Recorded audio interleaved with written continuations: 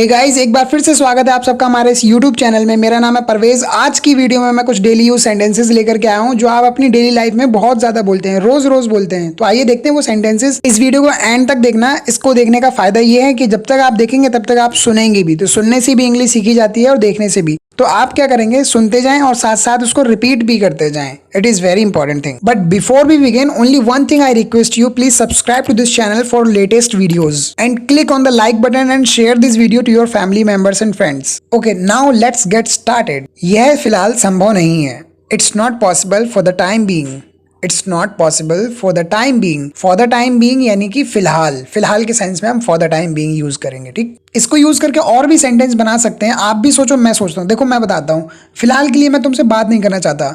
For the time being I don't want to talk to you. For the time being I don't want to talk to you. For the time being को आप शुरू में भी लगा सकते हो, and में भी लगा सकते हो, कोई इशू नहीं है। फिलहाल के लिए मैं वहां जाना नहीं चाहता। For the time being I don't want go there. फिलहाल के लिए हम यहाँ रुक लेते हैं। Let's stay here for the time being. Let's stay here for the time being. अब जैसे फॉर द टाइम बीइंग का यूज करके मैंने कुछ सेंटेंसेस जिस तरीके से बनाए, उसी तरीके से आपको भी बनाना है। विदाउट नोटबुक, पेन, कॉपी, कुछ भी नहीं लेना। ऐसे ही सोचो, मन में सोचो और बोलो। सही है। अब देखो, मेरा काम है आपको मेथड बताना, किस तरीके से अपनी इंग्लिश को इंप्रूव कर सकते हैं।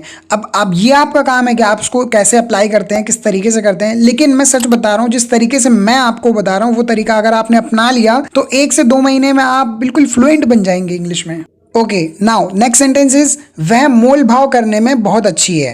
वह मोल भाव करने में बहुत अच्छी है। She is very good at bargaining. She is very good at bargaining. At का यूज करेंगे, ठीक है, उसी तरीके से जिस तरीके से हम बोलते हैं कि मैं इंग्लिश में अच्छा हूं, I am good at English, इसी तरीके से यहाँ भी एट बार्गेनिंग यूज होगा। सही है।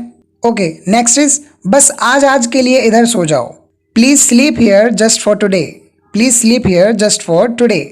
उनकी स्थिति वाकई दयनीय है। दयनीय मतलब बिल्कुल खराब है। His situation is really pathetic. His situation is really pathetic. इसकी रोकथाम बहुत जरूरी है।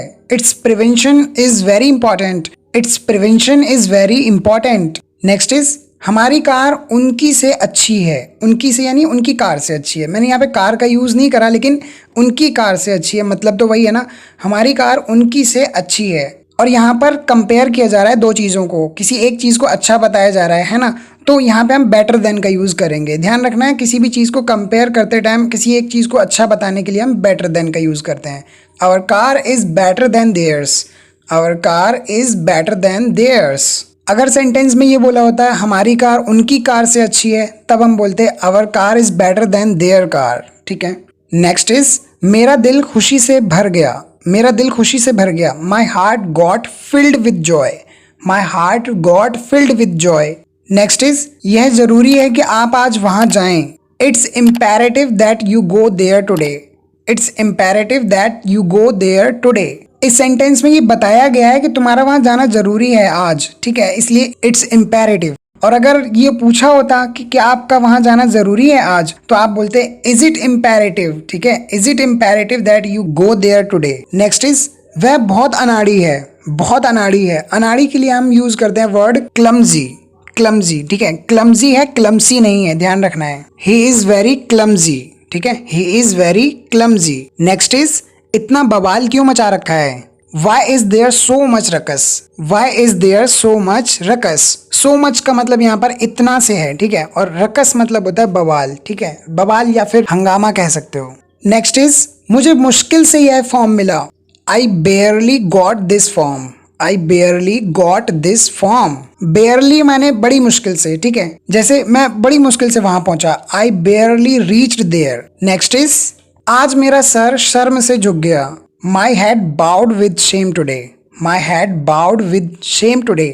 BOW bow, इसका मतलब होता है सर झुक जाना। लेकिन जब हम इसके पास्ट फॉर्म या पास्ट पार्टिसिपल फॉर्म की बात करते हैं, सेकंड और थर्ड फॉर्म की, तो बोर्ड पढ़ देते हैं लोग, जो कि वो गलत होता है। बोर्ड नहीं होता, बाउड होता है। नेक्स्ट इज, गुस्से को अपने ऊपर हावी मत होने दो। Don't let the anger dominate you. Don't let the anger dominate you. Next is, यहाँ हर कोई तुम्हारी तरह नहीं है। Here everyone is not like you. Here everyone is not like you. चलो निकलो यहाँ से।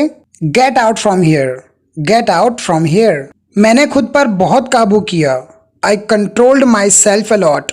I controlled myself a lot. Next is, मेरा ज़मीर आज्ञा नहीं देता, या यूं कहें कि मेरा ज़मीर गवारा नहीं करता।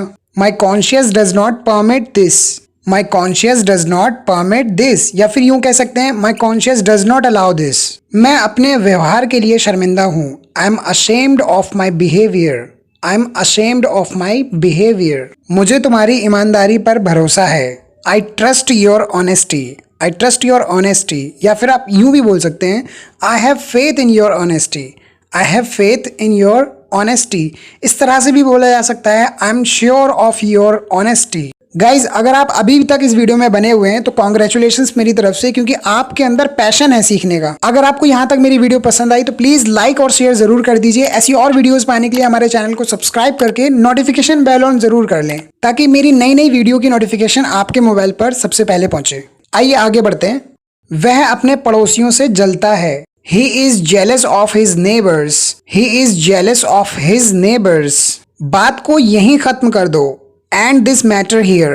And this matter here.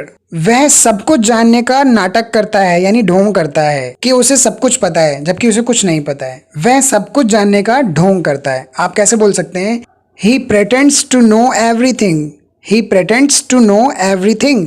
इस बात को निपटाओ। Settle this matter. Settle this matter. मैंने किसी तरह उसे समझाया। Somehow I made him understand. Somehow I made him understand. कोई उसका विश्वास नहीं करता, या फिर यूं कह सकते हैं किसी को उस पर विश्वास नहीं है। आप बोलेंगे No one trust him or her. No one trust him. No one trust her. मेरे पास इसके लिए फालतू समय नहीं है। I don't have any spare time for this. I don't have any spare time for this. Spare time means फालतू समय। Next is तुम्हारे बड़बोलेपन ने उसे नाराज कर दिया। Your blatant behaviour has angered him, your blatant behaviour has angered him, और you can say your bragging has angered him. लोगों की बातों पर ध्यान मत दो। Don't pay attention what people say, don't pay attention what people say. हमेशा अपने वचन के पक्के रहो, यानी अपने बात के पक्के रहो। Always be true to your words, always be true to your words, or you can say always stand on your words, always stand on your words, or you can say also like this, always keep your words, always keep your words. Next is हमें खुद को परिस्थितियों के अनुकूल बनाना सीखना चाहिए। We should learn to adapt ourselves to circumstances. We should learn to adapt ourselves to circumstances. Next is उसको हमेशा पैसों की कमी होती है। He always has less money. He always has less money. Or you can say he is always short of cash. मैं आम तौर पर 6 बजे तक घर आ जाता हूँ।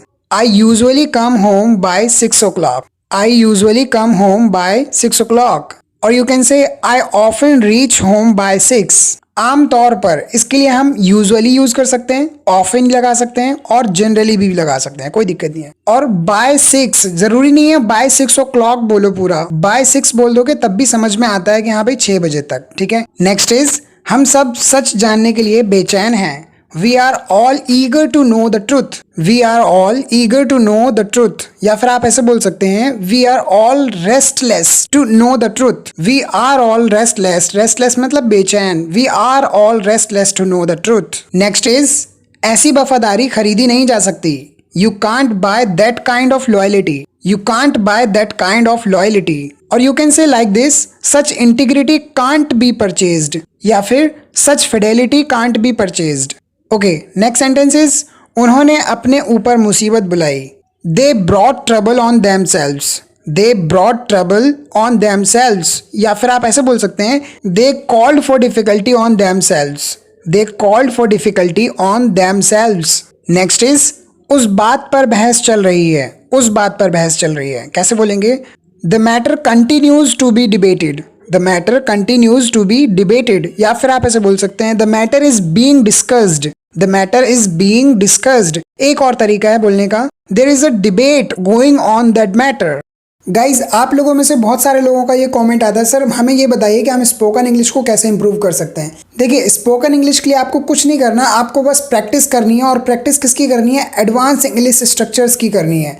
एडवांस इंग्लिश स्ट्रक्चर्स, ये आपको स्क्रीन पे दिख ही रहे होंगे, इतने सारे एडवांस स्ट्रक्चर्स हैं। प्लेलिस्ट का लिंक डिस्क्रिप्शन में है, आप वहां से जाकर के इन सभी को देखिए और अपनी डेली लाइफ में इनको बोलने की कोशिश कीजिए। और कॉन्टिन्यूसली आपको इनको प्रैक्टिस करते रहना है, रोज की रोज इनकी प्रैक्टिस करना है, ताकि आपकी जबान पर ये सारे स्ट्रक्चर्स जो है वो बैठ जाएं, बिल्कुल फ्लो की तरह बहें। गाइज, इस वीडियो में इतना ही। ये वीडियो कैसी लगी कमेंट में जरूर बताइए। ऐसी और वीडियोस पाने के लिए हमारे चैनल को सब्सक्राइब कर लीजिए और बेल आइकन नोटिफिकेशन जरूर ऑन करें, ताकि जब भी नई नई वीडियो अपलोड करूं आपको उसका नोटिफिकेशन सबसे पहले मिले। और हाँ, वीडियो पसंद आई तो लाइक शेयर जरूर कीजिए। Thank you so much for watching. Take care, bye bye.